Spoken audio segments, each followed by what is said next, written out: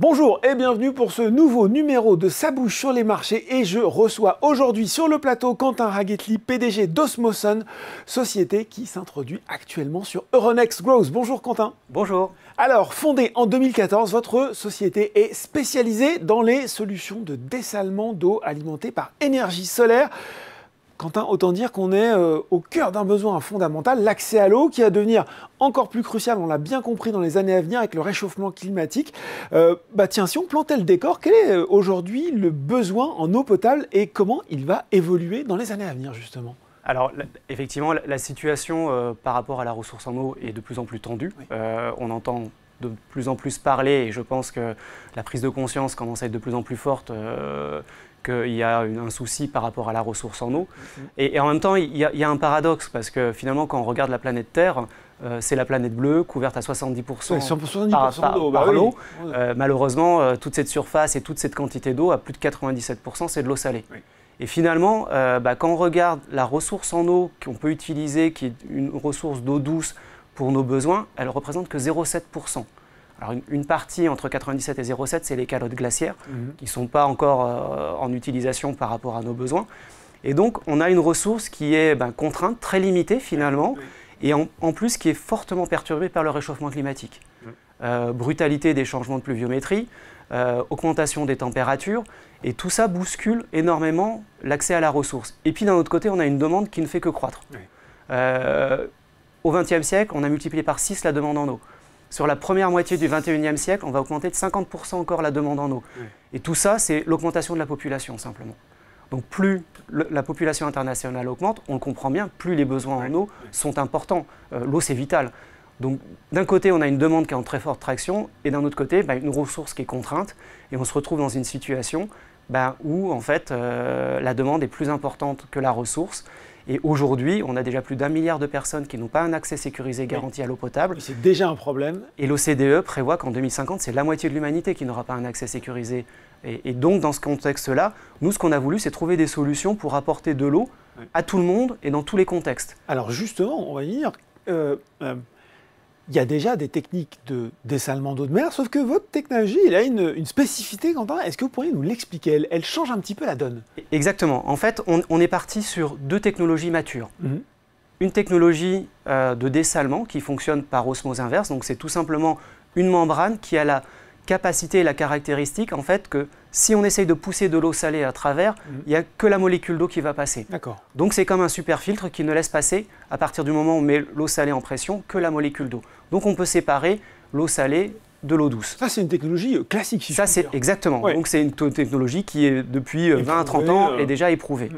Seulement, cette technologie, elle a des prérequis qui sont forts et notamment, elle doit fonctionner dans un régime constant avec une alimentation électrique qui est constante, également un régime de pression constant, un régime de débit constant. Donc, une fois qu'on a défini le process, il doit rester dans cette caractéristique de fonctionnement. Et je crois que c'est très consommateur d'énergie en plus. Alors, effectivement, c'est très consommateur d'énergie, le dessalement, et c'est pour ça que nous, on a voulu utiliser les énergies renouvelables pour justement s'affranchir des réseaux électriques qui sont encore fortement émetteurs de CO2 parce qui reposent sur une partie de leur production sur les énergies fossiles.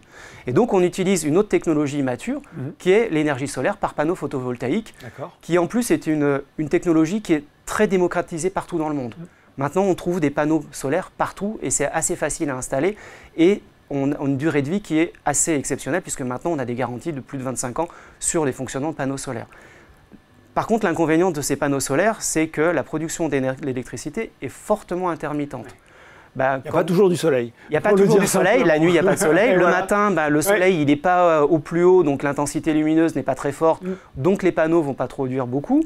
Et puis vous avez un nuage qui passe, donc la production tombe, elle revient. Voilà. Donc on a une production qui est par définition complètement intermittente. Donc vous avez un process qui lui a besoin d'un fonctionnement stable avec une énergie constante et d'un autre côté une production d'électricité qu'on veut associer avec ce procédé mais qui lui est intermittent. Alors ce que font nos concurrents, c'est de se dire on va mettre un peu de batterie de stockage, comme ça on va lisser la production d'électricité et la rendre constante et on n'aura pas de problème sur le fonctionnement de l'osmose inverse. Nous on n'a pas voulu faire ça, on s'est dit on va complexifier et on va surenchérir le coût de la solution. Donc on va s'affranchir de batterie, on va chercher comment on va associer les deux en direct. Et c'est là où notre technologie est complètement innovante et c'est une technologie qui a vraiment été en rupture parce que les spécialistes de l'osmose inverse disaient que c'était impossible de faire ça. Et en fait, on a réussi à faire en sorte que le procédé, en permanence, adapte sa production en fonction de la quantité d'énergie qui était disponible.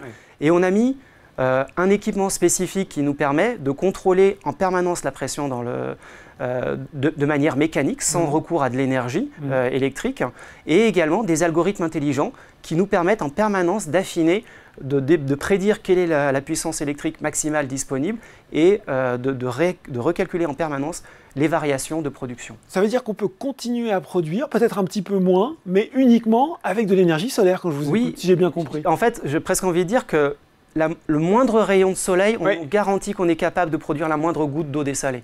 Donc dès qu'on a un peu d'énergie, on produit de l'eau. Et c'est vraiment ça. Et finalement, alors, cette innovation, elle a trouvé une autre vertu par la suite, c'est que également, quand on se retrouve dans des endroits où on peut être en autoconsommation avec des panneaux solaires, mais raccordé aussi au réseau électrique, on peut se retrouver dans une situation où le réseau demande à certains de lâcher un peu de puissance parce qu'ils ont un problème ponctuel, et notre installation est capable de s'effacer partiellement pour revenir.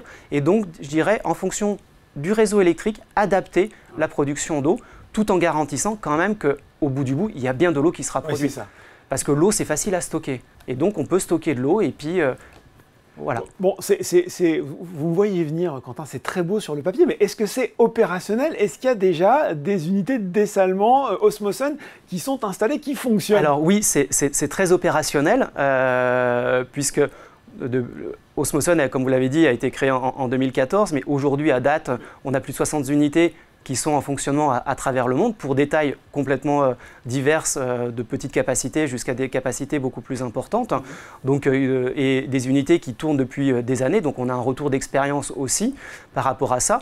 Et je dirais que notre preuve de concept, qui a démarré en 2015, on l'a fait tourner pendant 18 mois sur une plateforme ouverte au public avec des experts du dessalement pour justement vérifier le fonctionnement intermittent et variable de l'osmose inverse. Donc on a réussi à travers notre offre de concept, mais par la suite aussi, avec les plus de 60 unités installées à travers le monde, que c'est un projet industriel qui fonctionne. Ça tourne. Exactement, et qui répond à un besoin surtout. Ouais. Quelle est aujourd'hui la situation financière de la société au moment de vous introduire sur les marchés? Alors, nous, on est une société qui est en pleine croissance, puisqu'on a fait un chiffre d'affaires de 2 millions d'euros en 2021 et on vient de clore l'exercice 2022 à 4,6 millions. Donc on voit qu'on a multiplié par plus que 2 et on est vraiment dans une traction très forte avec un carnet de commandes fin 2022 qui était à plus de 5 millions d'euros et un pipe commercial qui, pareil, connaît une très forte traction. Alors tout ça, c'est lié parce qu'on est très actif commercialement à l'international dans beaucoup de zones où on se développe, mais également parce qu'on a un marché qui est aussi en très forte traction, parce qu'on s'aperçoit que les besoins en ressources d'eau potable complémentaires avec le dessalement, on le retrouve dans toutes les géographies, tous les continents, tous les pays. Tout le monde est concerné finalement. Pour revenir justement à cette opération, on a dit technologie innovante, de fortes perspectives de croissance, vous venez de le dire, des ingrédients qui motivent cette introduction en bourse. Vous levez 8 millions d'euros. Question rituelle, si j'ose dire, ça vous sur les marchés. Quelle priorité vous êtes-vous fixé avec les sommes que vous allez lever justement? Alors effectivement, sur la levée de 8 millions, on a clairement identifié différents besoins. On a un premier besoin qui est vraiment lié à de la croissance commerciale organique. Donc, on est aujourd'hui, on est une PME française, on conçoit, on fabrique en France et puis après on exporte et on installe dans les pays où on s'implante. Voilà, on est dans plus de 30 pays. Et on a besoin aujourd'hui aussi de commencer à mettre de la présence locale en permanence dans ces pays-là. Aujourd'hui, les forces commerciales sont en déplacement permanent, mais si on veut, on a de plus en plus de sollicitations du fait de notre notoriété sur les installations qui ont été mises en place. Et pour y répondre, il faut qu'on franchisse le pas d'installation locale et donc avoir de la ressource pour pouvoir accélérer cette croissance organique qui nous tracte. Donc ça, c'est vraiment une partie à plus de 45% qui va être dévolue à ça. On a une autre partie, on est une entreprise innovante. Donc on continue. On a toujours un gros programme d'innovation, de R&D et d'innovation pour améliorer, développer des nouveaux outils, continuer à être plus performant, plus écologique et avoir une réponse aussi plus économique. Donc 20% est dédié à notre feuille de route innovation et R&D. Et enfin, on a également une partie qui est sur une réflexion plutôt d'accélération encore de la croissance, avec de la croissance externe et éventuellement des participations ou des acquisitions. Allez chercher éventuellement voilà, quelque chose qui pourrait compléter votre offre. Qu'est-ce que ça nous donne potentiellement en termes d'objectifs financiers, tout ça? Alors, en termes d'objectifs financiers, notre cible, c'est qu'en 2025, on soit à peu près un chiffre d'affaires de 20 millions d'euros, avec un EBITDA positif de l'ordre de 10% par rapport au chiffre d'affaires.